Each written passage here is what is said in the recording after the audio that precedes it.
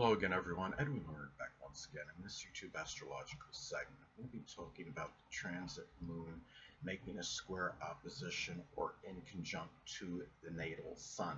Now, when we're talking about transits that involve the moon, they can be about emotions, feelings, our needs, responses, reactions, and also the public as well. And when you have the transit moon basically making an adverse aspect to the natal sun, well, the thing about this is it could manifest in emotions and feelings, and what we need, our responses, the public.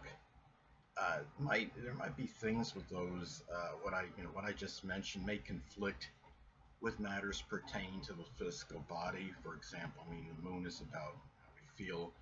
Maybe we're not in the mood at this time for doing things with the physical body. Say if Sagittarius or Virgo is involved, or it could be matters pertaining to get working out vigorously.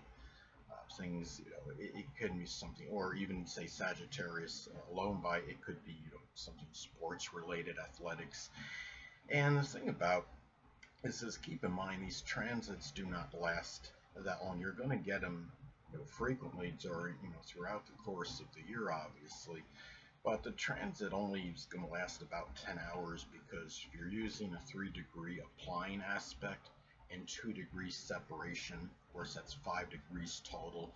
And the moon, traverse, it's about 1 degree every 2 hours. So for it to go 5 degrees, it's going to take about 10 hours approximately. So anyway, now another thing is that the sun is about our life. So we might be expressing, really, negative, emotions connected to feelings about our own life at this time, and looking at, maybe the negative side, the dark side of what our life is about at this time. And another thing too, the sun is also connected with the energy and vitality.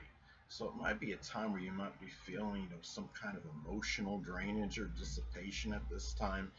You might not feel like emotionally, up for things, to do things, to take action, things that require certain drive and motivation. Those things you might simply not be in the mood for. Remember, too, it's interesting. I have an aspect like this because the moon is connected with the unconscious, the sun is connected with the unconscious. And the thing about this is this energy, when you have this transit, obviously is not it's not in sync, and what you're actually wanting to do at this time might not be quite connected with what you really maybe on an unconscious level maybe feel there is a need to be done. And uh, thing about, I mean, this transit as well, remember that the sun is also connected with the biological father and children. So it might be a situation at this time where these people, one or more of these people, may be acting a little bit more moody or temperamental. At this time, there might be, negative emotional situations with them. The moon is connected, not just with the emotions, but it's really, it's really about our responses as well, our reactions. It can be emotional reactions. You might be dealing with more negative emotional reactions from these people at this time. Say if the transit moon is in Aries, it might be ones that are somewhat acerbic or acrimonious as far as the reactions may go. Uh, the sun is also about where we want to shine. And the moon, remember, is more, it's about it's connected with the public, but it's also, about our home. It can actually be connected with introversion as well. That's why the moon has got really an interesting planet, because it has some connection with the public, but it's also about our home life and what we might do, when we're in our homes. So at this time, it might be home related matters, it could be introverted matters, might be conflicting with what you want to do in terms of getting exposure and wanting to shine at this time. And again, the sun is also connected with the drive and our motivation. So it might be a period at this time where you just might not be up and have the heart maybe to do the things that you really want to do, things that you want as far as actions, your wants at this time. Say if the natal sun is in Taurus, it might be matters pertaining to possessions and resources, or It could be could be assessing, items you have, like, finding the value, the price on them, or doing anything Taurus related. It could be agriculture, maybe gardening, cultivation, or things with banking at this time, generating income. Now, anatomically speaking, the sun is connected with the heart, the upper back, and the spine, and it's the left or the right eye, depending on gender.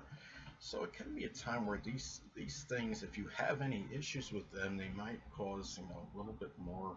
You might be more sensitive to these things at this time, and it might be bothering you in terms of affecting your mood and temperament at this time, more so than usual. And going back to the natal, say if the natal sun is in Taurus as an example, again, it might be very persistent issues with those things that I just described. Remember that fact that the moon itself is connected with the left or the right eye, depending on gender, and the sun again is the left or the right eye, depending on gender. So it can be an issue with the eyes that might not be sustained, because this transit is only 10 hours. It could just be like you might have like a mild eye irritant during this time, or something that's not overly serious or protracted. um, Another thing is about, as far as the sun goes, it's associated with our focus and attention and what we're concentrating on, with concentration of energy. So again, going back to the moon, being with the mood and feeling, it might be harder maybe to focus our attention on home-related matters at this time, on family, people you're close to home with, or simply prominent women in our life. And it might be something too where you just might have a little more difficulty in focusing and putting your attention on something, concentrating on things right now, because you just simply might not be up for this or in the mood to really do so at this time. You might just really feel more. It could just simply be resting. Remember, the moon is connected with the unconscious. This transit only lasts about 10 hours, so many people will be sleeping during the time of this transit anyway. I don't see it as an overly significant transit. But another thing is that this is also, the sun is connected with authority figures as well, and or at least authority. And it might be a time too where you might feel that your authority maybe is threatened in a way by a moon related person. It could be a home or family member, it could be the mother, some prominent female in your life scheme. This could be is something where you might be at odds at this time. And again, the sun is connected with the biological father, and the moon can reflect the mother. So it might be a time where it might be a very minor domestic spat, or the situation with these people may be a little bit more contentious than usual, but it's not a sustained transit. So anyway, and another thing, the sun is about what we want. And the moon, of course, is connected with the needs, the emotional needs. The sun is the basic one. So these things might be a little bit in conflict at this time. It might be harder to decide, and there might be some ambivalence over those matters at this time. And the sun is also about domination. So it might be a time where you feel like, if you're in your home, you feel you're that dominant person. It might be more difficulty in expressing that energy, or it could be that another family member might be at odds with this or opposed to this at this time, more so than usual. So anyway, well, another way this could manifest and pan out, this could be about the mother or a family member, may conflict with your life to some degree and what you want to do. Say if Leo and Scorpio is involved, say that it could be a domineering family member, which could be Leo, as far as and of course, family is the moon. Family member can be connected with the moon, may want, which is the sun. It might want, it might, but what it is, it could be, let me say this again. If Leo and Scorpio is involved, for example, it could be a domineering family member, as far as, what is, what this person, may, that might be the moon person. The domineering family member, if it's in Leo and Scorpio, if the sun is, your natal sun is in Scorpio, it could be wanting privacy, secrecy, being alone to do maybe deep research, which would be Scorpio, and there might be a conflict with that with the dominating family member. Hold on a moment, people.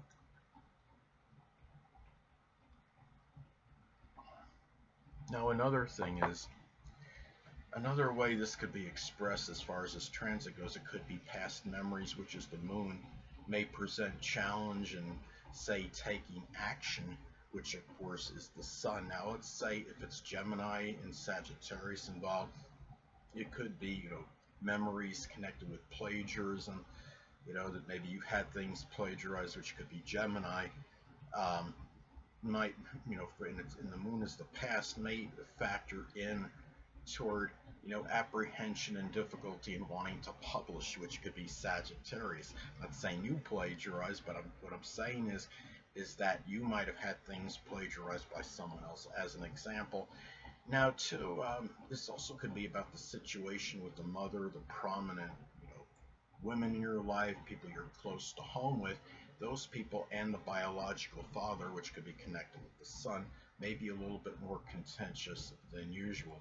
Say if Aries and Libra are involved in this transit, it could be there could be an opposition on confrontation, which is Aries again, versus peace and reconciliation, which is Libra, and also how you feel at this time, which is the moon.